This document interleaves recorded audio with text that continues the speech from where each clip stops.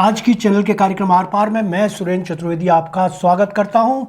मित्रों, हर रोज़ नए विषय नई जानकारियों के साथ मैं इस कार्यक्रम में आप लोगों के सामने पेश होता हूं। आज जिस विषय पर मैं बात करना चाह रहा हूं वो राजस्थान में खान और बजरी माफियाओं के बाद अब जंगल माफिया भी सक्रिय। सरकार, मंत्री, वन विभाग सबके लिए खुली चुनौती। राजस्थान में अब तक खान और बजरी माफियाओं का ही आतंक था, मगर अब तो राज्य में जंगल माफियाओं ने भी वन विभाग को की मिलीभगत से बीमार सरकार की जड़ों में तेजाब छिड़कना शुरू कर दिया है। भीलवाड़ा, उदयपुर, कुंभलगढ़ और पुष्कर के आसपास जहरीले सांपों का कारोबार भी धड़ल्ले से चल रहा है। जहरीले सांपों को पकड़कर उनका जहर निकालकर माफियाओं द्वारा भारी कीमत में खरीदा और बेचा जा रहा है। सरकार भले ही इस पर अनजान बैठी हो, मगर राजस्थान में जंगल माफियाओं का आतंक एक गंभीर चुनौती बन चुका है। अवैध कटाई और खनन पूरे राज्य के लिए सरकार की सबसे बड़ी नाकामी बन चुका है। और तो और अतिक्रमण व कब्जा करना माफियाओं का शगल बन चुका है। संरक्षित वनों में चारागाह और खेती के नाम पर जमीन हथियाने की प्रवृत्ति पिछले 2 सालों में 4 गुना बढ़ गई है। राजस्थान में जंगल माफियाओं का आतंक भजनलाल सरकार के लिए गंभीर चुनौती बन चुका है। अरावली की पर्वतमालाएं, थार का मरुतल और वन्य जीव अभ्यारण्यों से भरा क्षेत्र देश की प्राकृतिक धरोहर का अनमोल हिस्सा है, मगर इन वनों पर जंगल माफियाओं का बढ़ता कब्जा न सिर्फ पर्यावरण के लिए बल्कि ग्रामीण समाज और शासन व्यवस्था के लिए भी खतरे की घंटी बज चुका है। पूरे ही राज्य में जंगल माफियाओं की गतिविधियां पिछले 2 सालों में 4 गुनी बढ़ चुकी हैं। यहाँ अवैध कटाई और खनन आम बात है। अरावली के अरियाली में बड़े पैमाने पर पेड़ों की कटाई, रेत और खनिजों की अवैध खुदाई सब जारी है। बड़े बड़े नेताओं के नाम इन माफियाओं से जुड़े हुए हैं।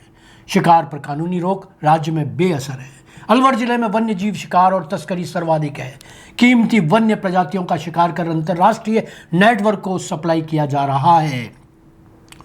संरक्षित वनों में चारागाह और खेती के नाम पर जमीन हथियाने की प्रवृत्ति तेज है और माफियाओं ने जमीन हथियाने में पूरी तरह से गुंडागर्दी मचा रखी है। इसे मैं प्रशासनिक व राजनीतिक ढिलाई ही कहूँगा।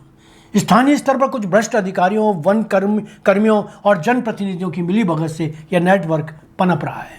कानूनी कार्रवाई में देरी, गवाहों को धमकाना और जांच एजेंसियों पर दबाव डालना माफियाओं के लिए सुरक्षा कवच का काम करता है। अरावली की हरियाली घटने से मरुस्थलीकरण तेजी से हो रहा है। भूजल स्तर लगातार नीचे जा रहा है। आदिवासी और वनवासी समुदायों की आजीविका पर सीधा संकट है। वन्यजीव अभ्यारण्यों में जैव विविधता पर गंभीर खतरा मंडरा रहा है। इसके लिए समाधान की दिशा तो सरकार को ही तय करनी पड़ेगी। मुख्यमंत्री भजनलाल को अपनी पर्यटन प्रवृत्ति पर रोक लगाते हुए जयपुर में रुकना होगा। सभी विभागों के मंत्री और उनके विभागीय अधिकारियों को सख्ती से निर्देश देने होंगे। सख्त कानूनी कार्रवाई तथा वन अपराधों में जमानत और सजा दोनों को कड़ा करना ही मुझे तो इस समस्या पर ब्रेक लगाने के लिए ज़रूरी लग रहा है। इसके लिए तकनीकी निगरानी, सैटेलाइट इमेजिंग, ड्रोन सर्विलेंस और रियल टाइम रिपोर्टिंग से अवैध कटाई खनन पर रोक लगानी होगी। स्थानीय भागीदारी भी इसके लिए बेहद जरूरी कही जा सकती है। ग्राम सभा और वन समितियों को वास्तविक अधिकार देकर निगरानी को मजबूत करना बड़ा आवश्यक है।